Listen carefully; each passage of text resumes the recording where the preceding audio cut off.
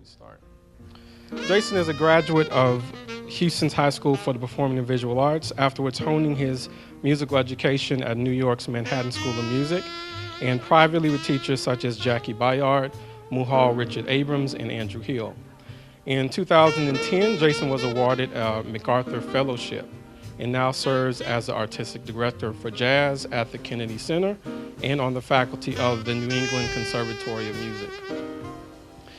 Jason's historically rich and conceptually adventurous body of work is actively shaping the present and future soundscapes of Black music.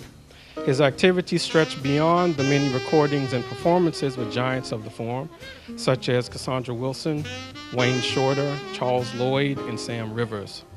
In the visual arts realm, he has collaborated with many iconic visual artists, including Adrian Piper, Joan Jonas, Glenn Ligon, and Carol Walker. Tonight, he will be speaking on the connections between the creative principles of experimental jazz and the Jennie C. Jones's formal and conceptual approaches to art making. But before we begin, we would also like to thank our co-partners for tonight's event, the University of Houston's Cynthia Woods Mitchell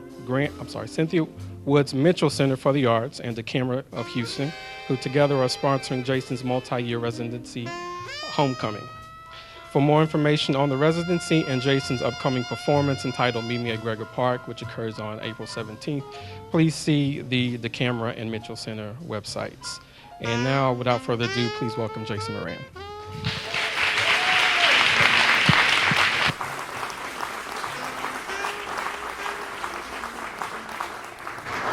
Thank you. Thanks for coming also to a beautiful building.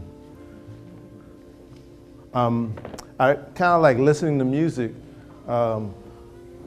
just like you do, I suppose. And I kind of want to also remind us about how we listen to music that we listen to, and why you also listen to certain things. So this is the end of Duke Ellington's Jeeves Blues.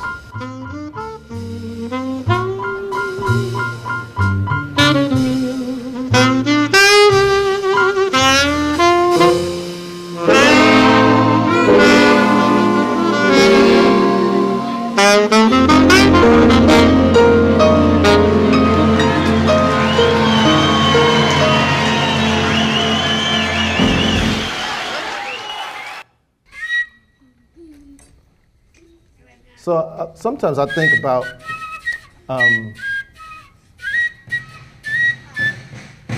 people wonder, like, what is jazz? Like, what are the ideas and the properties of it? What is it really about? Is it confusing? Is it classy? Is it sexy? Is it mature? Is it chaotic? Is it confusing? Is it anybody can do anything when they want to? And I'm sure each of you also has your notion about kind of what jazz is to a degree, And so when I met Jennie Jones's work in New York at a place called The Kitchen, I was like, I never thought jazz was that. I never thought jazz was this, And she reminded me about where and what the work is, and not just the work. It's also the sound, it's also the waves, it's also how it hits your body. It's all those things. And so you have to awaken yourself to that time when music starts to hit your body, like when it actually hits your body. Not as like aesthetic pleasure, but actual like possible healing inside of it. So this playing right now is Jennie and I, it's kind of like, this is a thing we both kind of really love. This is a guy named Otha Turner playing his little wooden flute with some drummers that we can listen to again, because it's so good.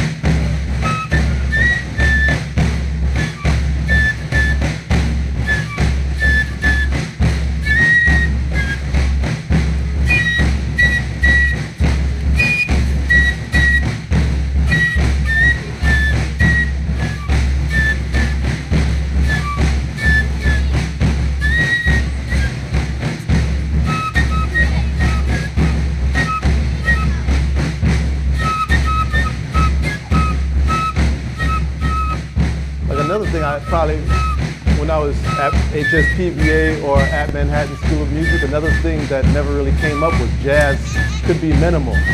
Like that minimalism would be something that you would attach to the notion of jazz. Because jazz is generally about, well, I won't even say what it's generally about, but maybe in some ways, when I think of some of the images that have been burned in not only my imagination, but also from all the jazz clubs I've been through around the world, there's these lovely images of men in suits with hats and smoke and white women nearby. You know, like, but like it's so loaded and so complicated at that moment when that's how we decided to canonize the image of jazz.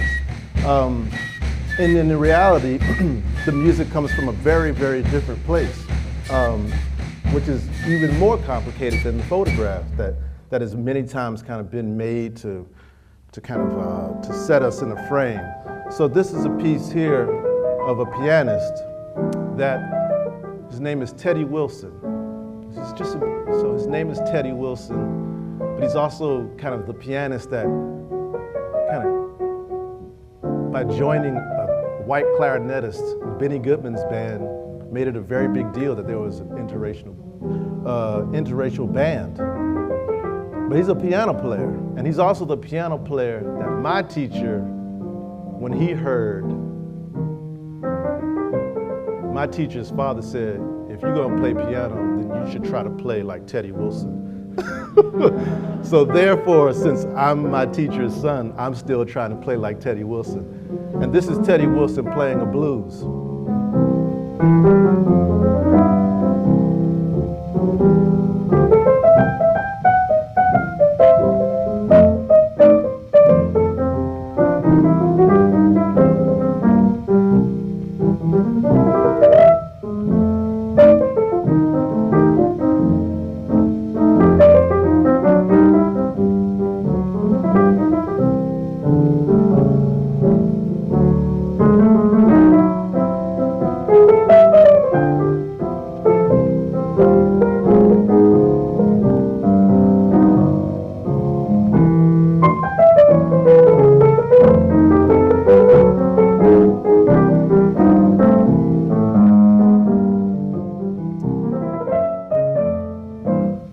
Sometimes like real technical excellence is kind of like elegance. But it's insanely difficult what he's making seem so effortless, which is, I think, you know, kind of what makes us also flock to places like this, is we look for the elegant through the rigor. How does it then arrive at this space? So even the first piece I played, like this Otha Turner or this Duke Ellington, like how does the blues continue to change, you know? It's a very kind of troubling thing for me to continue to think about. But the reason I'm playing this piece is also, is Jennie has a piece around the corner called Blues in C-sharp minor for Teddy Wilson. Now, C-sharp minor, does it sound like a hard key? It sounds like pretty hard, or I don't know. I'm a musician, so I don't know. Like, does C-sharp sound hard, or does it sound like, oh, that's easy? Like, or does C, like C sounds easy, right? Yeah, C is easy, but C-sharp is like, I don't know about that. And you're right, C-sharp is more of a place that you don't really want to know about. But in the conversation that Jennie and I were having last week, because we were talking about this piece, as I was telling her about characteristics of tones, and C-sharp, or known as D-flat to Ellington, you know. D-flat is actually one of the most powerful spaces to go sonically. Now I'm making all this up, but it's through all of the songs that I played for all the years. There's the characteristics in D-flat that are not in D nor in C. And they unlock certain ways, not only in the performer, but in the audience as well. And I remember being at HSPVA when I heard my first piece in C-sharp minor. And it's a very famous Rachmaninoff classical piece called Prelude in C-sharp minor. It's really short, but I won't say it's really short, but it's really beautiful too. But I play this for you so that you hear C-sharp.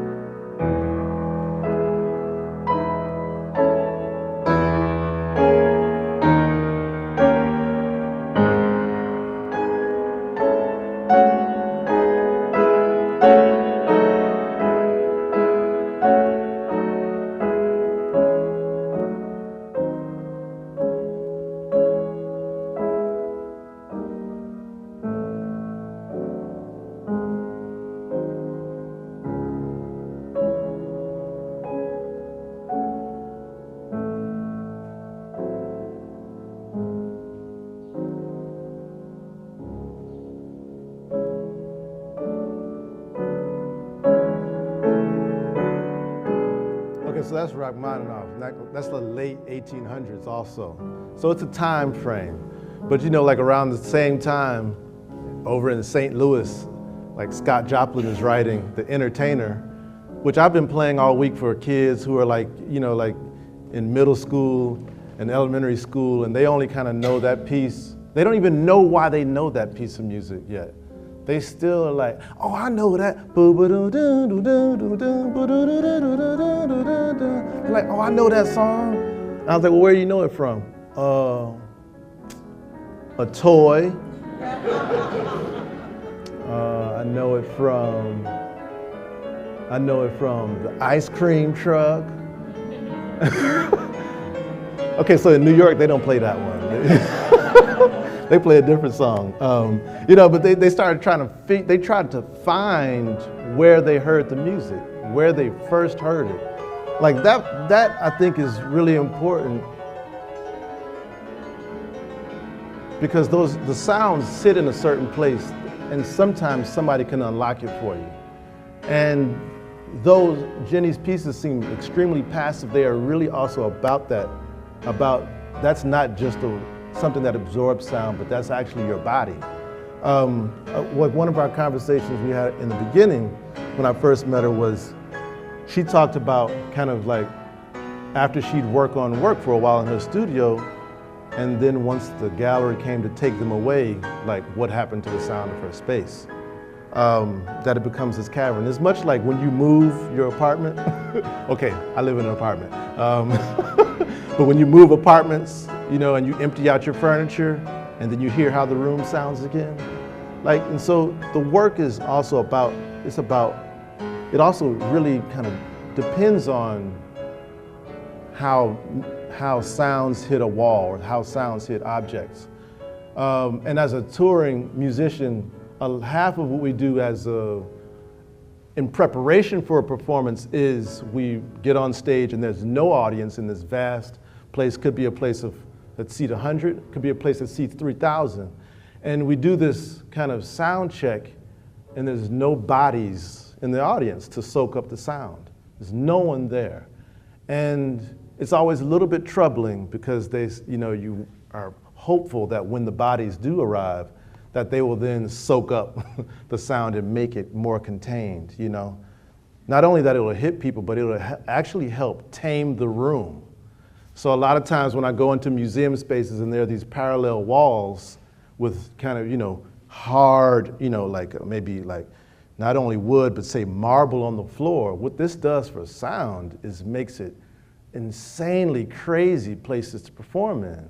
So the shapes of the room really depend, you know. How that ceiling is broken up really helps, you know. It's really great that Jennie's work is on the wall to also help, you know. I mean, I'm not playing piano in here, but just on kind of trying to send out a sound into a room, these things really do take over, and they're affected greatly by the amount of people in a room. Another piece that Jennie has in a show that was just closed in New York was a piece for Fats Waller. And I was like, oh, is that your Jason piece? Is that gonna be my piece? Anyway, no was the answer. But in that one, she named it, she said, this is a Fats, what was it? It's like a Fats Waller piece, but it's a blues in E flat. So then I had to tell her about the characteristics of E flat. And Lisa knows the characteristics of E flat. It's real, Lisa knows. Lisa Harris is here. A singer who we work quite frequently together. So I'm gonna play a song. This is Fats Waller's very famous composition, Ain't Misbehavin'. That's in E flat also. I'm gonna cut to like the middle. All by myself, no one to talk with but the happy on the shelf. Ain't misbehaving, saving my love for you. Oh, baby, I know for certain the one I love. I'm through with flirting, it's you that I'm thinking of. Ain't misbehaving, saving my love for you. Oh, yes, yes, you. Like a corner in a corner,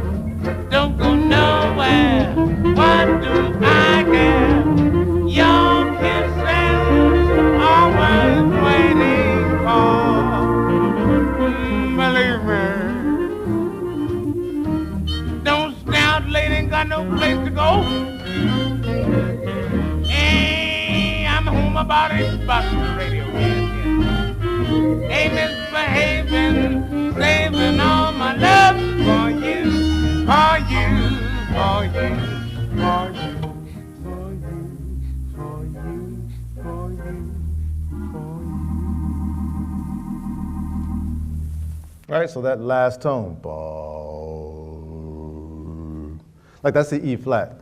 And the songs that I played over the years, the songs that I played in E flat, the spirituals that I've played that have been set in E flat, this kind of song, they are not, so D flat takes us, I feel like D flat takes you down into a space and then takes care of you once it gets you there.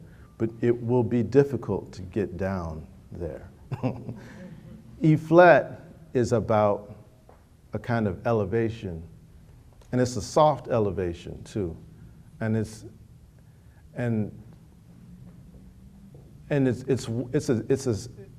a tone that will make a room rise. I just have seen it happen over and over again.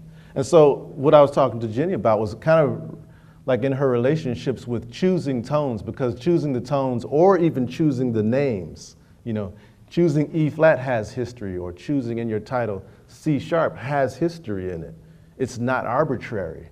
Choosing the artist, Teddy Wilson, or choosing the artist, Miles Davis or Billie Holiday or Charlie Parker, is not arbitrary, and that these names come with history attached to them. There's been in the past, I may say 2 or 3 years, I've seen maybe 4 or 5 exhibitions in contemporary museums about the relationship between art and jazz. You know, in Stuttgart, in Chicago, in New York, and in LA, in Harvard, at Harvard right now, there's another one. It's kind of long, and so there's something that people are trying to transact on right now. What are the ideas, what are the properties of jazz that we think kind of give us a clue, or give the artists clues? But then one thing I was kind of also thinking about was jazz is a type of music that people love to talk about, but never listen to.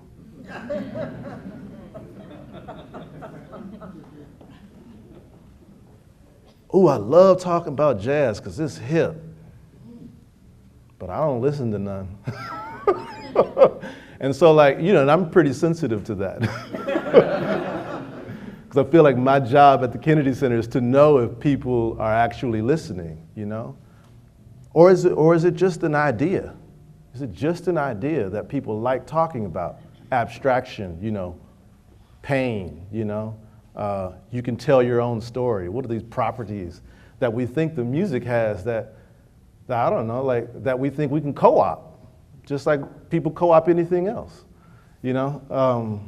So do we co-op jazz too? You know, and Jennie said this really scary thing, and she said, oh, jazz has like a Stockholm syndrome. I was like, what? You know, where, I wrote this down, where you have an abuser, but as the victim, you kind of empathize with the abuser. Like she said, jazz has been hijacked and seduced by its new position, which has been made by the abuser. She says it's both reductive and heartbreaking. I was like, oh, that was depressing to hear from her, you know? And I had to actually think about what is my role in that as a fairly happy jazz musician. but where should I be careful about how I transact on the work of Fats Waller, or talk about the work of Jackie Bayard? Where is that line? When is it too much, or when is it too little, or when do I have power when I actually have no power, you know? She kind of had me kind of reel back on that for a second. Because also a lot of what I think when people do think about jazz and talk about jazz, it is this relationship to that your story actually counts. You know, so I'm listening to a story today because they love talking about the upcoming election because well, it's the upcoming election. And like, so does your voice mean something in the election? Does your vote actually mean something in the election? I mean, in Texas, a lot of people who don't live in Texas are really rooting for you. It's very scary out here right now. And so I had to think about that, just that Stockholm syndrome part, and think about also like how do we love to see? There's an image that circulates quite widely of Miles Davis being, after he's been abused by some cops and hit in the head, and he's got blood. It's black and white image. He's got blood dripping off of his head onto his coat, and he's got his white handkerchief kind of like dabbing the blood, so Miles Davis, one of our, you could say a hero to a degree, one of our heroes kind of in pain, and so who owns that, I'll think about that. I'll leave that with you too, because I don't know where that, but she took me there and it was a little bit troubling. And kind of speaking on that, and speaking on maybe that era of what bebop is, there's a great listening room back in the corner that, after you've seen the exhibition, I suggest you also listen to Jennie's sound works because they're quite stunning. And she has, in her way, I think she's a composer. But this is Charlie Parker playing. First of all, you wish you played a phrase of music and somebody said, ah! Like, I mean, God.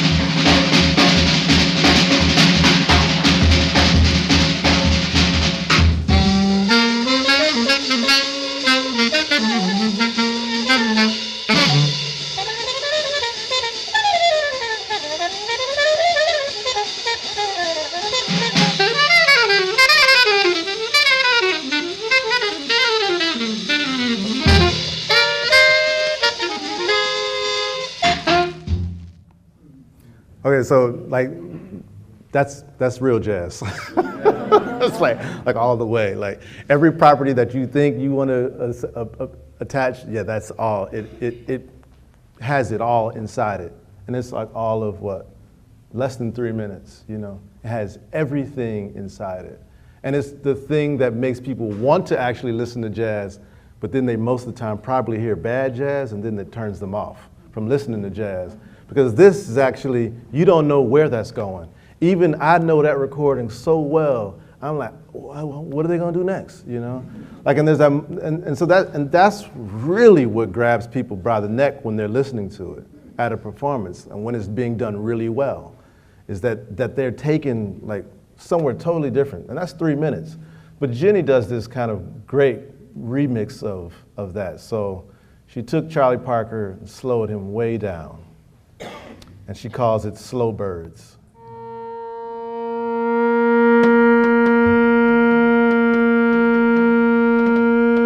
With a Max Roach drum solo.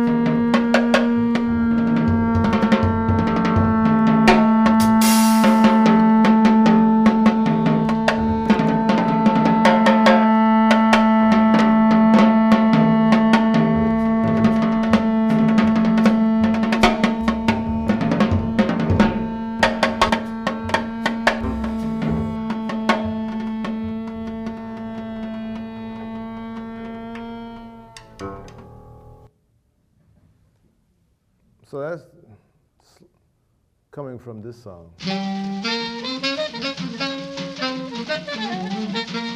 So now, in my own version, since I'm living, I'm gonna add her song to that.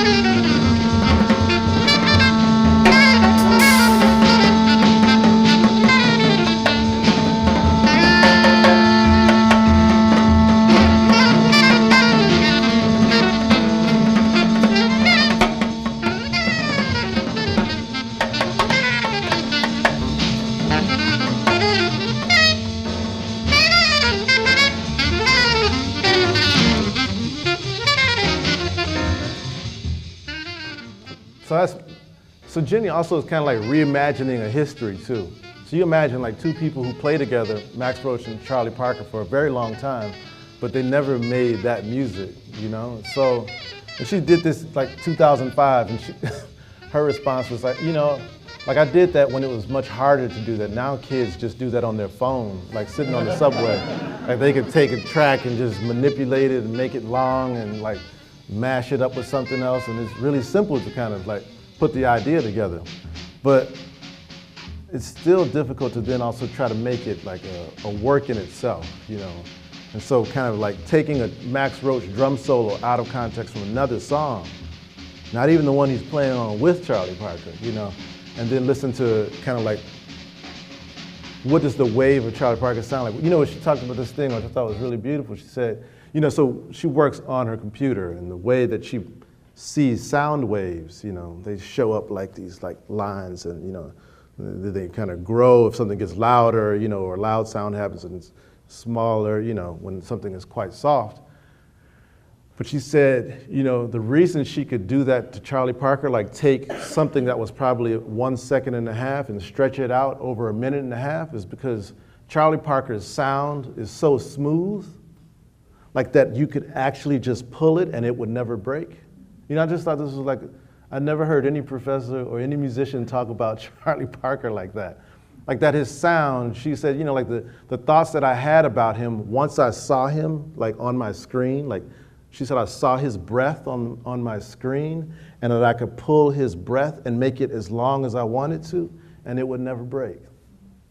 It's profound, because that's how important he has been to the rest of music since he arrived, Like that kind of freedom, that kind of agility, and also that kind of abuse, Like, so then he dies of overdose very young. So he's also like kind of like this, became this classic figure in a way. So for her to kind of want to breathe, kind of even like resuscitate Charlie Parker to a degree through this long, elaborative, kind of stretching of 3 notes, I thought was quite touching.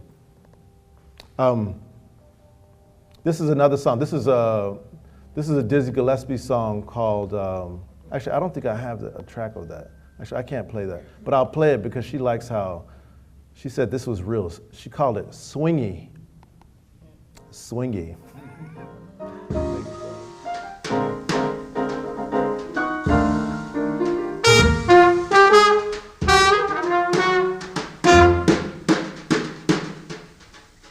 I've got rhythm, don't know what to do. Got so much rhythm and I know it's true. I've got rhythm, who could ask anything more? Makes no difference if it's sweet or hot. Just give that rhythm everything you got. Ooh, rhythm, ask anything more. Old man troubles, you won't find him. You can't find him hanging around my door anymore. I've got rhythm and I know it's true. Got so much rhythm, don't know what to do. Got rhythm, who could ask anything more? Dig this. Ew, ooh, ew, shoot, wee, bee, shoot, dee-ba. Zee, tee, tee, tee, bee, you do, do, dee-ba, yeah.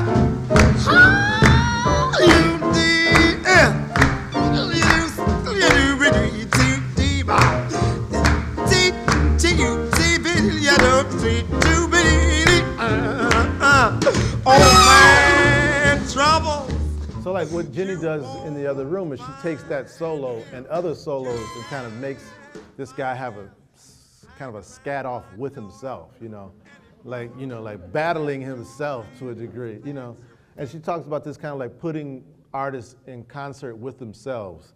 And like one of the great examples I'll play that she did was a version of Images by Nina Simone. This is Jennie's piece. Does not know her beauty. She thinks her brown body has no glory.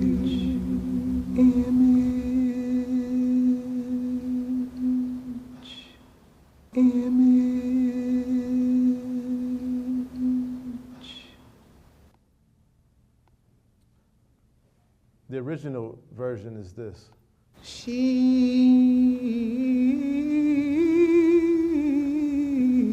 does not know her beauty. She thinks her brown glory. She thinks her brown body has no glory.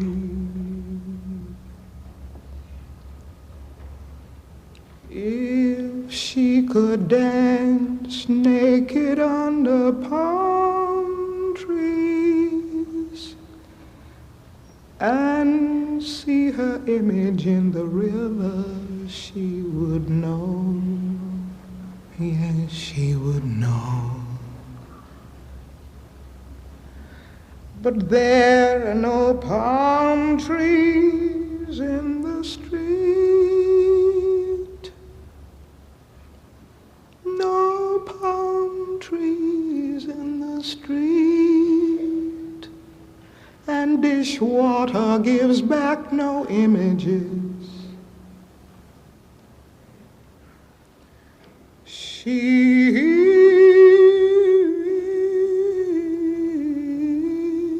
does not know her beauty. She thinks her brown body has no glory.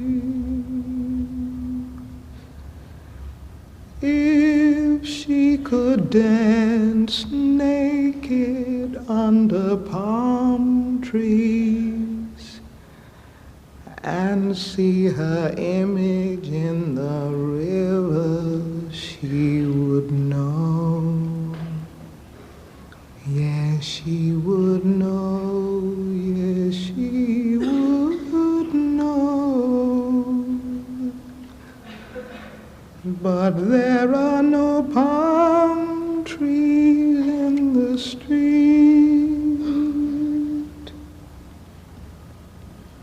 no palm trees in the street,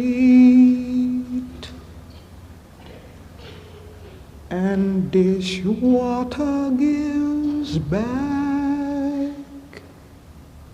no image.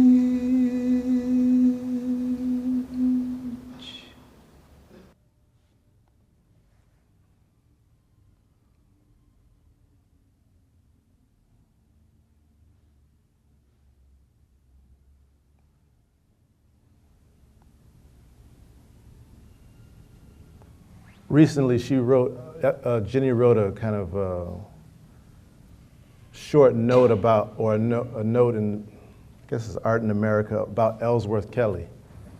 And kind of her initial, well, I guess while she was in school, feeling like, well, white guys like that always took up space in museums. And she wrote, she was like, I was almost ashamed to like Ellsworth Kelly or Agnes Martin, among others. And after shaking off the impact of graduate school, I made it my mission to investigate my then secret minimalist leanings. I was not ashamed to like Ornette Coleman, whom we also lost in 2015.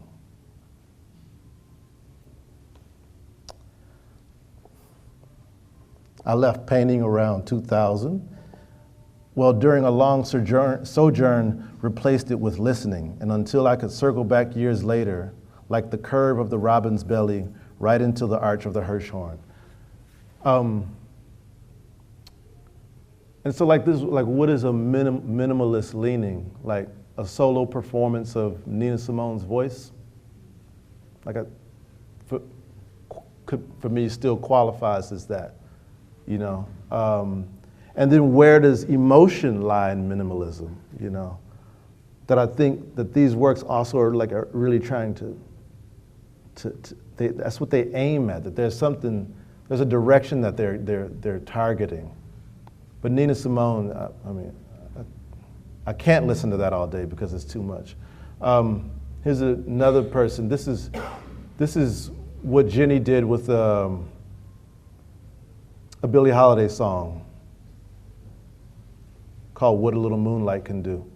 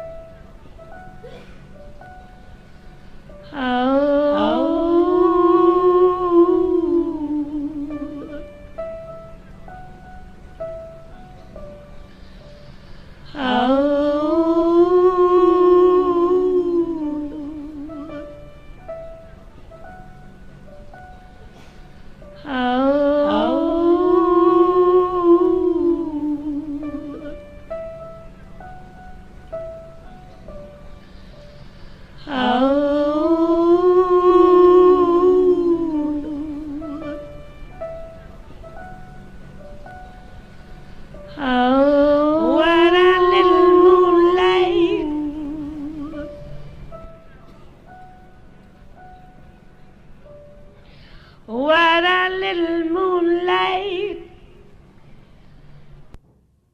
Here's the original.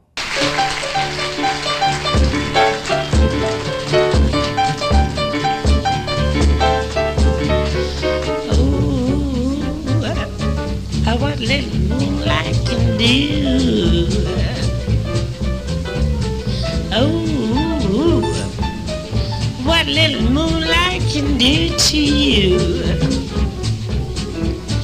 You're in love, your heart's a fluttering all day long.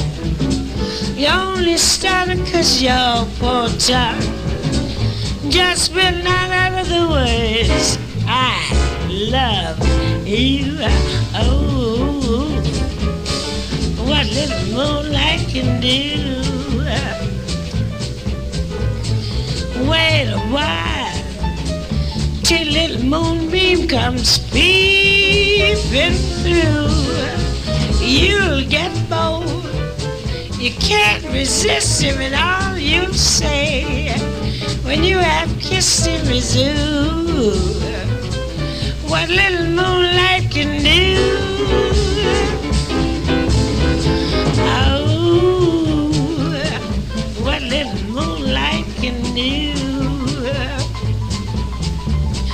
Oh, what little moonlight can do to you. You're in love, your heart's a fluttering all day long. You only stutter 'cause your poor tongue just spilling out of the words, I love you. Oh, what little moonlight can do. Wait a while till little moonbeam comes peeping through. You'll get bored, you can't resist him, and all you'll say when you have kissed him is ooh.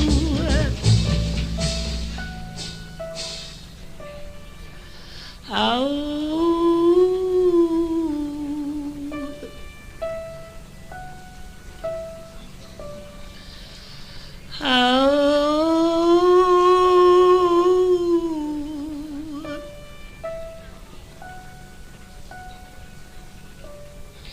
What a little moonlight can do.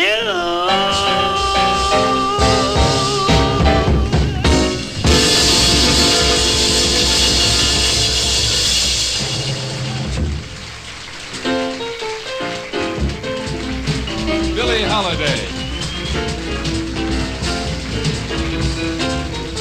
Billie Holiday, Mal Waldron at the piano, Joe Benjamin on bass, Joe Jones at the drums.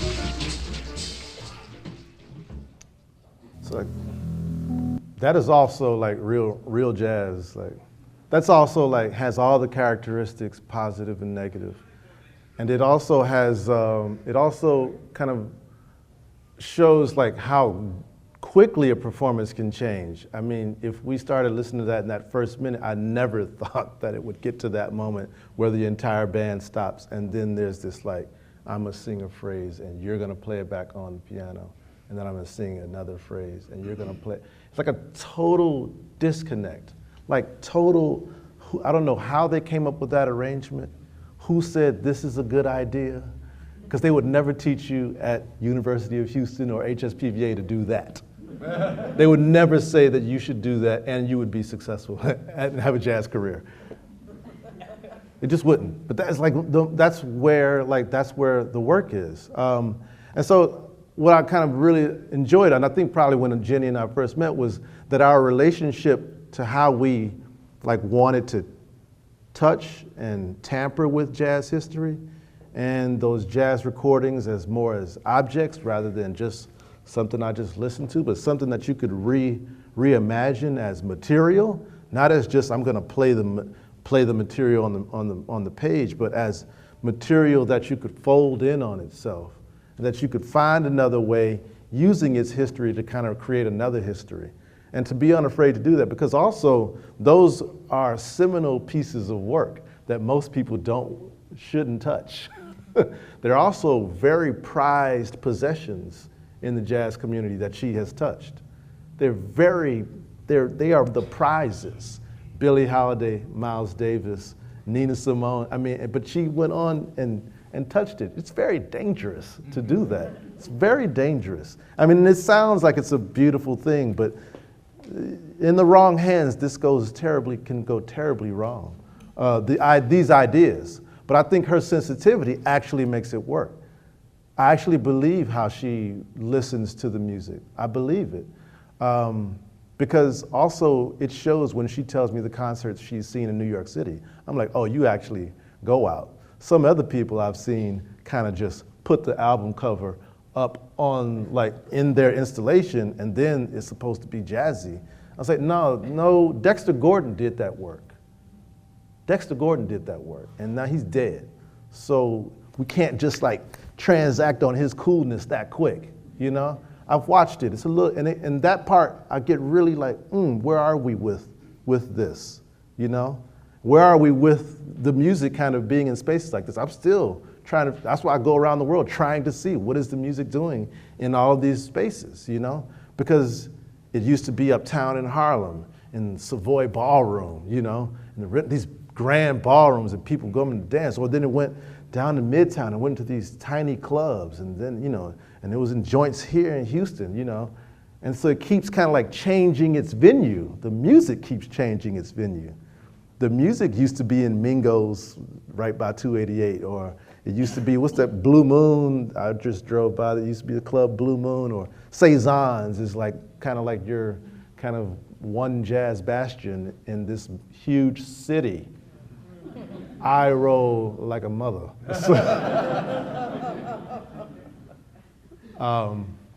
So I'm still coming down from that because, but all that to say, I'm trying to, so I don't know, I just kind of throw all those things out at you because that's how I kind of am enjoying watching Jennie progress through all these ideas, is how is she using the riff, you know, how is she using the scrap, how is she using the body, and how is she using the music as material. And she's doing it in a very, you know, in a very careful way, but I think its results are so kind of elegant that they continue to kind of I don't know, make her work more and work harder on the ways of combining. Because that's the way I like to work also, is I like to combine, or I like to find the wrong angle and try to make it the right angle. And I think probably what we both notice is that at the very ends of songs, I always say this to students, and I always say this to professionals too, at the very ends of songs, when you talked about what you were gonna do in the beginning, you talked about who was gonna take the solo next, but none of y'all talked about how it was gonna end. At the very end of the song is, what do they call it? Pot liquor? The stuff that's at the bottom of the pot, and that is okay, all those bites were really good, but that one right there, and it's usually the last 30 seconds, so that this moment in Billie Holiday's piece happens in the last 30 seconds. And that's a transformative moment for that audience at Newport Jazz Festival to hear. But that we know that also you listen to a piece all the way through and you look for every moment to have a possibility of it kind of changing your world. And so as I guess as you experience this show, how long is the show for? Another 2 months, a month? Till the 27th of March. Till March 27th. When you come back to see the show again, you can think about some of the things I talked about, which mostly are on kind of display in the room back there, but but she's working in a way that I really enjoy. She's a friend, so all these are just feelings. They're no facts, just feelings. My name is Jason Moran. Thank you for coming.